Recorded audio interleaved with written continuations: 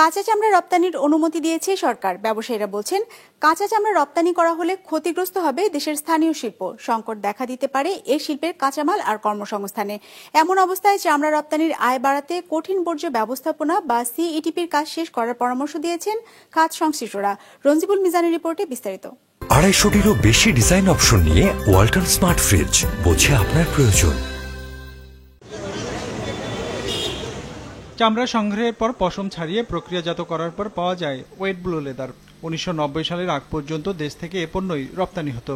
30 বছর পর 2021 সালে জুলাইয়ে আবার রপ্তানির অনুমতি দেয় সরকার কয়েকটি প্রতিষ্ঠানকে। আর এবার ওয়েট ব্লুর পাশাপাশি কাঁচা চামড়া রপ্তানির অনুমতি দিয়েছে সরকার। যদিও উদ্যোক্তারা মনে করেন প্রক্রিয়াগত জটিলতায় সম্ভব হবে না কাঁচা চামড়া রপ্তানি। কাঁচা চামড়া এক্সপোর্ট করলেও আমার ওয়্যার হাউস লাগবে, আপনার এটার প্রক্রিয়ার যে মেশিনারি, যেটা ফ্রিজিং করার, যে চামড়াটাকে কন্টিনিউয়াসলি ভালো রাখার জন্য এই পর্যাপ্ত ইনস্ট্রুমেন্ট কেউর কাছেই নাই।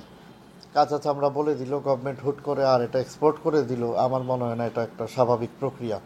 প্রাণী সম্পদ অধিদপ্তরের হিসেবে দেশে ঈদুল আজহায় 1,20,00,000 লাখের মতো পশু কোরবানি হয়, যার 40 থেকে 50 লাখই গরু মহিষ। ট্যানারিগুলো তাদের বার্ষিক সংগ্রহের অর্ধেকের বেশি চামড়া পায় এই সময়টাতেই। ট্যানারি মালিকরা বলছেন, এই সময়ে কাঁচা চামড়া রপ্তানি হলে ক্ষতিগ্রস্ত হবে স্থানীয় শিল্প। শত প্রতিকূল অবস্থার ভিতরে কিন্তু ট্যানারি মালিকরা কোরবানির চামড়াটা সংগ্রহ করে। এই চামড়ার উপর ভিত্তি করে তার সারা বছরের ব্যবসা পরিচালিত হয়। এটা আসলে যদি হঠাৎ করে এক্সপোর্ট যদি হয়ে যায়, সেই ক্ষেত্রে আমাদের যে স্থানীয় যে শিল্পগুলো আছে সেগুলো ক্ষতিগ্রস্ত হইতে পারে আমি মনে করি। উদ্যোক্তারা বলছেন, কাঁচা চামড়ার দাম নিয়ে যে সংকট তা ঠিক করতে আসলে চামড়াজাত পণ্য রপ্তানি বাড়ানো জরুরি। কাঁচা বা ওয়েট ব্লু চামড়া রপ্তানি করলেও এ খাতের সমস্যার সমাধান সম্ভব না বলে মনে করেন। তাদের দাবি, এ খাতে রপ্তানি বাড়াতে হলে কেন্দ্রীয় বর্জ্য শোধনাগার পুরোপুরি সম্পন্ন করতে হবে। সিইটিপি 2021 সালে অসম্পূর্ণ রেখে চায়না ঠিকাদার প্রতিষ্ঠান এখান থেকে চলে গেছে।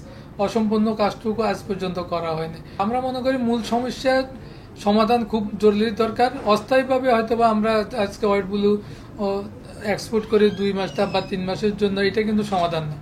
মূল সমাধান হচ্ছে ট্যানারি সেক্টরকে কিভাবে ঘুরে দাঁড়ানো যায়, এখানে এক্সপোর্ট বৃদ্ধি করা যায়, এখানে কর্মসংস্থান বৃদ্ধি করা যায়, বৈদেশিক মুদ্রা এখান থেকে কিভাবে অর্জন করা যায়, এটা নিয়ে কাজ করার এখন সময় এসেছে। বর্তমানে সাভারের চামড়া শিল্পনগরীতে 142টি ট্যানারি সচল আছে। এর বাইরে দেশের বিভিন্ন স্থানে আরও 3টি কারখানা রয়েছে। সব মিলিয়ে 145টি ট্যানারি এবার ঈদুল আজহায় চামড়া সংগ্রহ করবে। রঞ্জিবুল মিজান, বিজনেস রিপোর্ট, মাছরাঙা টেলিভিশন।